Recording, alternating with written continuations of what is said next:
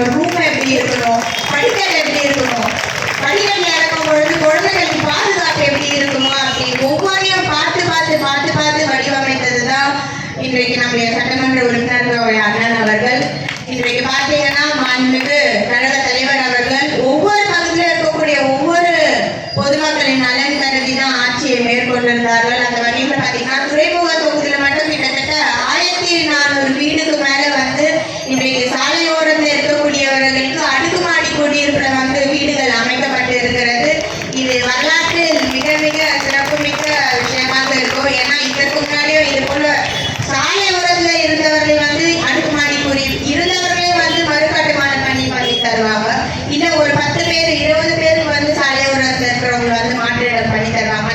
ஆனால் 1400 நபர்களுக்கு மேலாக வரலாற்றே இதுதான் முதல் முறையாக இந்த மாதிரி ஒரு அடுக்குமாடி கட்டியிருப்பு இருக்கும்.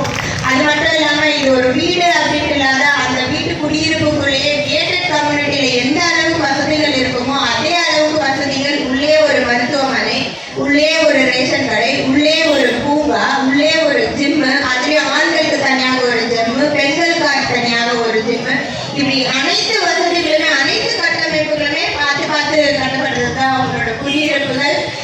நிறைய பேர் அந்த குடியிருப்பு வெளியில இருந்து பார்க்கும் பொழுதே சொல்லுவாங்க ரொம்ப அழகா இருக்கே, இந்த இடத்துல வீடு போனா நல்லா இருக்குமே அப்படின்ட்டு. நீங்க தனியார் இடத்துல எல்லாம் பாத்தீங்கன்னா ஃப்ளோர் ஏற அதுக்கு தனி ரேட் ஃபிக்ஸ் பண்ணுவாங்க. 5வது மாடிக்கு மேல எல்லாம் போனீங்கன்னா அதுக்கு தனி ஒரு ஃப்ளோருக்கு ஒரு ரேட்ன்ற மாதிரி ஃபிக்ஸ் பண்ணுவாங்க.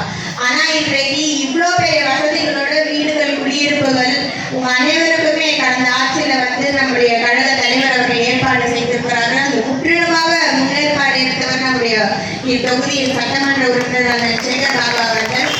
இன்றைக்கு தமிழர்கள் கலைஞர் அவர்களின் பிறந்த நாளை முன்னிட்டு உங்க அனைவருக்குமே நலத்திட்ட உதவிகள் வழங்க இருக்கிறோம். இன்னைக்கு ராஜராஜேஸ்வரி அவர்கள் பேசும்போது சொன்னாங்க, இந்த மாதிரி எத்தனை தொழில்ல நம்ம இழப்பீடு இருக்கோம், எவ்வளோ லாஸ் ஆயிட்டா அப்படின்னு பல்வேறு கம்பெனி நேமெல்லாம் சொல்லி மென்ஷன் பண்ணி பேசினாங்க. ஆனா அந்த அமைச்சர் டிரான்ஸ்போர்ட்டா ஆகல. இன்னைக்கு சுற்றுப்பயணமா உல்சார் போயிருக்காங்க. எதுக்கு உல்சார் போனாங்கன்றது இது வரைக்கும் யாருக்குமே தெரியாது. ஒரு அமைச்சர் அவர்கள் தொழில் ரீதியாக ஈர்ப்பதற்காக இல்லை ஏதோ ஒரு இன்வெஸ்ட் பண்றதுக்காக இல்லை நம்ம ஸ்டேட் சார்பா வேற கண்ட்ரில நம்ம இன்வெஸ்ட் பண்றோம் அப்படின்னா அதுக்கு முன்னேற்பாடாக என்ன இன்வெஸ்ட் பண்ண போறோம், என்ன ப்ராஜெக்ட் எடுத்துட்டு வர போறோம், எவ்வளோ அமௌண்ட்ல நம்ம இன்வெஸ்ட் பண்ண போறோம் அப்படின்ற எல்லாத்தையுமே ஒரு பிரஸ் நோட்டோ இல்லை எதுவோ பொதுமக்களுக்கு வெளிப்படை தன்மையோட கொடுத்துட்டு அதுக்கப்புறம் தான் இந்த மாதிரி ஃபாரின் ட்ரிப்லாமே போவாங்க. ஆனா அந்த மாதிரி எந்த ஒரு முன்னேற்பாடு வகையிலையும் ஒரு பிரஸ் ரிலீஸ் ரிட்டர்ன்ல கூட கொடுத்தா மாதிரி தெரியல. சோசியல் மீடியால எப்பயும் போல அவங்க ரீல்ஸ் போட்டு போட்டோ போட்டு தான் இந்த மாதிரி இன்னைக்கு அமைச்சர் அவர்கள் உல்சான் போயிருக்கிறாங்க அப்படின்றதே தெரிய வந்திருக்கிறது. இதுவே கடந்த ஆட்சியில மாண்புமிகு கழக தலைவர் அன்றைய முதலமைச்சராகவே இருந்த பொழுதிலும் பத்திரிகையாளர்களை சந்தித்து ஏர்போர்ட் வெளியில கழக மூத்த முன்னோடிகளோடு ஒருங்கிணைந்து பத்திரிகையாளர் கேட்கக்கூடிய கேள்விக்கு பதிலளித்து அதே போல் பயணம் முடிச்சுட்டு திரும்பி வந்தவனே பத்திரிகையாளர் சந்தித்து என்னத்துக்காக போனோம், என்ன பேசணும், என்ன தகவல் சொல்லியிருக்காங்க, என்ன திட்டங்கள் கொண்டு வர போறோம், எவ்வளவு நிதி ஒதுக்கியிருக்கோம் அப்படின்றது ஒவ்வொரு புள்ளி விவரத்தோட பத்திரிகையாளரிடம் தெரியும். இதுதான் டிரான்ஸ்பரன்சியான ஒரு கவர்மெண்ட். இன்றைக்கு ஆட்சி அமைத்திருக்கக்கூடிய தற்கூறிகள் சொன்னா உங்களுக்கு கோபம் வரும். சரி, தற்கூறிகள் சொல்லல. இன்றைக்கு ஆட்சி அமைத்திருக்கக்கூடியவர்கள் எடுத்தோட சொன்னாங்க ரொம்ப டிரான்ஸ்பரன்சியா இருக்கும், வெள்ளை அறிக்கை தரும் அப்படின்னு சொல்லிட்டு. இதுதான் அவங்க டிரான்ஸ்பரன்சியா? ஒரு அமைச்சர் அவர்கள் வெளிநாட்டுக்கு சுற்றுப்பயணம் மேற்கொள்ளும் பொழுது எதற்காக சென்றாங்க அப்படின்றத வெளிப்படை தன்மை கூட இல்லாத அளவுக்கு தான் உங்களோட டிரான்ஸ்பர் இருக்கா அப்படின்றது இந்த இடத்துல நான் ஒரு கேள்வியாகவே வைக்கிறேன். வெள்ளை அறிக்கை தருவோம் அப்படின்னா எல்லாத்துலயுமே வெள்ளை அறிக்கை இருக்கணும்.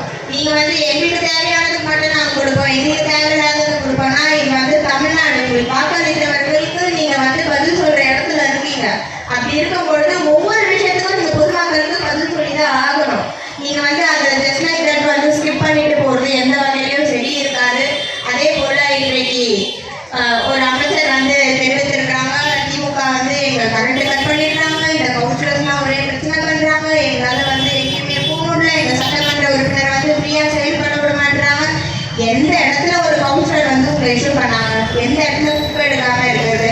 மாண்புமிகு அமைச்சர் அவர்களே, மாண்புமிகு அமைச்சர் அவர்களுக்கு ஒரு கருத்து நான் தெரிவிக்கிறேன்.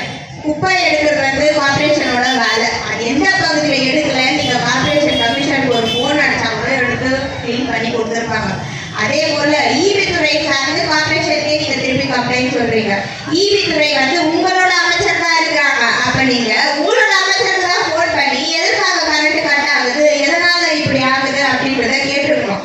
உள்ளாட்சி அமைப்புல வந்து திராவிட முன்னேற்ற கழகத்தை சார்ந்தவர் இருக்கிறார்கள் என்பதற்காக எல்லாத்துக்குமே உள்ளாட்சி எங்க துறை இருக்கோ இல்லையோ, அதே போல இன்றைக்கு வந்து நகராட்சி நிர்வாகத்துறை அப்படின்ற துறை யாரிடம் இருக்கிறது அப்படின்றது இங்க இருக்க அனைவருக்குமே தெரியும். அப்படி இருக்கும் பொழுது சென்னை மாநகராட்சி வேற, சென்னை குடிநீர் வாரியம் வேற அப்படின்றது கண்டிப்பா அந்த அமைச்சர் அவர்களுக்கு தெரிஞ்சிருக்கும். அப்படி இருந்தோம் மெட்ரோ துறை சார்ந்து தண்ணி வரல, கார்பரேஷன் ஆக்ஷன் எடுக்க மாட்டேங்குது. மாண்புமிகு அமைச்சர் அவர்களே, மெட்ரோ துறை வந்து தனியா அதற்கு என்று ஒரு போர்டு அமைக்கப்பட்டு இருக்கிறது.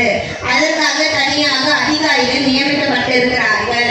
நீங்கள் அந்த அதிகாரியிடம் தான் கேட்க வேண்டும். நீங்கள் தான் ஆட்சியில் இருக்கிறீங்க. அப்படி இருக்கும் பொழுது நீங்க தான் அந்த பவர்ஸ்ல யூஸ் பண்ண வேணும். இப்படி இருக்கும் பொழுது எல்லாத்துக்குமே மாநகராட்சியை பிளேம் பண்றது, எல்லாத்துக்குமே மாநகராட்சி குற்றச்சாட்டு சொல்றது எந்த வகையில அது சரியா இருக்கும்? இன்றைக்கு வந்து கட் காப்பி பேஸ்ட் அப்படின்ற வகையில தான் வந்து இந்த டிவிகே ஆட்சி வந்து நடத்தி வருகிறார்கள். எல்லாமே டிஜிட்டலைஸ் பண்ணிடுவோம் அப்படின்றது வந்து நீங்க அப்கிரேட் ஆகுறாங்க அப்படின்லாம் நினைச்சவே கூடாது. நீங்க சோசியல் மீடியால பார்க்கும்பொழுது அவங்க சொல்றாங்க எல்லாமே டிஜிட்டலைஸ் அப்படின்னாங்க. டிஜிட்டலைஸ்னா ரீல்ஸ் போடுறது, போட்டோ போடுறது, போட்டோ ஷூட் நடத்துறது, இதுதான் அவங்களோட டிஜிட்டலைசேஷன். இன்றைக்கு கூட பாத்தீங்கன்னா கடந்த 2 நாட்களாக ஒரு செய்தி வந்து வருகிறது, ஸ்டார் 3.0 அப்படின்னு சொல்லிட்டு. இது வந்து பத்திரப்பதிவுகள் வந்து ஆன்லைன்லயே நம்ம வந்து செய்யக்கூடிய ஒரு விஷயம். அது வந்து கடந்த ஜனவரி மாதமே வந்து இன்றைய கழக தலைவராக இருக்கக்கூடிய அன்றைய மாண்புமிகு முதலமைச்சராக இருக்கக்கூடிய அவர்களால் இத்திட்டம் வந்து துவங்கி வைக்கப்பட்டு நடைமுறைப்படுத்தப்பட்டு இருந்தது. எலெக்ஷன் நேரத்தில் கோட் ஆஃப் கண்டக்ட் அப்படின்றதால அது ஸ்டாப் ஆயிடுச்சு. மீண்டும் அதே திட்டத்தை கொண்டு வந்து என்னமோ இவங்க ஆட்சியில கொண்டு வந்த மாதிரி அதே கட் காப்பி பேஸ்ட் இதெல்லாம் பண்றாங்க. எது ஒண்ணுமே இந்த ஸ்டிக்கர் ஆட்சி பண்ணாம, இந்த கட் காப்பி பேஸ்ட் ஆட்சி பண்ணாம நீங்களா புதுசா ஒரு திட்டம் எடுத்துட்டு வாங்க. நீங்களா ஒரு புதுசா திட்டம் எடுத்துட்டு வாங்க. அதுக்கப்புறம் அதை பத்தி பேசுங்க. அதை பத்தி நீங்க பெருமையா எல்லார்கிட்டையும் சொல்லுங்க. கடந்த ஆட்சியில பண்ணி எல்லாமே பண்ணி வைப்போமா, இவங்க வந்து ரிப்பன் கட் பண்ணிட்டு போவாங்களாம். இது எந்த வகையில சரி? இந்த மாதிரி இருக்கக்கூடிய சூழல்ல அந்த சின்ன சகோதரி ராஜராஜேஸ்வரி அவர்கள் கூட சொன்னாங்க, இந்த தெரு முழுக்க வந்து கரப்பு கொடி பார்க்கும்போது ரொம்ப சந்தோஷமா இருக்கு அப்படின்னு. இன்றைக்கு ஒரு அரசு நிகழ்ச்சி வந்து நடைபெறுகிறது. சிங்கப்பெண்கள் அப்படின்ற ஒரு தலைப்பில் வந்து அரசு நிகழ்ச்சி நடைபெறுகிறது. எந்த ஒரு காலகட்டத்திலையும் அரசு நிகழ்ச்சிக்கு கட்சி கொடி போட்டதா சரித்திரமே கிடையாது. இன்றைக்கு அந்த தெருவை, அந்த ரோடு ஃபுல்லா பாத்தீங்கன்னாலே ஃபுல் அண்ட் ஃபுல் அவங்களோட கட்சி சார்ந்த கொடிகளை போட்டிருக்காங்க. அப்போ நீங்க எதுக்கு அரசாங்கம் நடத்துறீங்க? என்ன மாதிரி அரசாங்கம் நடத்துறீங்க? அப்போ உங்க கட்சியில இருக்கக்கூடியவர்களுக்கு எது சரி எது தவறு என்று யார் சொல்லி தரணும்? நம்ம மாண்புமிகு கழக தலைவர் அவர்கள் எந்த ஒரு விஷயமாக இருந்தாலும் சரி மாவட்ட செயலாளர் கூட்டம் போட்டு கழகம் இப்படிதான் இருக்கணும், ஒருங்கிணைப்பா இருக்கணும், ஒழுக்கமா இருக்கணும் அப்படின்றத சொல்லி கொடுத்திருக்காரு. அதெல்லாம் எப்போ உங்க கட்சியில இருக்கவங்களுக்கு நீங்க சொல்லி கொடுக்க போறீங்க? இது எல்லாமே விட்டாச்சு. திராவிட முன்னேற்ற கழகத்தினால எந்த ஒரு பில்டிங் திறப்பு இருந்தாலும் சரி, அந்த டைம்ல வந்து எந்த ஒரு திட்டம் கொண்டு வந்தாலும் சரி, அது எல்லாத்தையுமே இவங்க ஃப்ரண்ட் லைன்ல வந்து அதற்கான நல்ல பேரு கிரெடிட்ஸ் எல்லாமே வந்து டிவிக்கு எடுத்துப்பாங்க. இவங்க ஆட்சி ஏற்ற பிறகு இவங்க என்னென்னலாம் தப்பு பண்றாங்களோ, என்னென்னலாம் முறைகேடுகள் பண்றாங்களோ, என்னென்னலாம் தெரியாம பண்றாங்களோ அது எல்லாத்தையுமே திராவிட முன்னேற்ற கழகம் வந்து வழி போட்டு போயிடலாம். இதுதான் இவங்க வந்து இவங்களுக்கு ஆட்சியில் இருக்கக்கூடியவர்கள் நடத்தி வருகிறார்கள். அதனால் இதற்கு மேலாவது திராவிட முன்னேற்ற கழகத்தை குறை சொல்வதை விட்டுவிட்டு நீங்க அதிகாரத்தில் இருக்கீங்க, உங்களுடைய ஆட்கள் தான் அமைச்சர்களாக இருக்கிறார்கள், உங்களுடைய ஆட்கள் தான் முதலமைச்சராக இருக்கிறார்கள், சட்டமன்ற உறுப்பினர்களாக இருக்கிறார். அப்படி இருக்கும் பொழுது அந்த அதிகாரியை பயன்படுத்தி பொதுமக்களுக்கு என்ன நல்லது செய்யலாம் அப்படின்றதுல நீங்க முன்வைக்க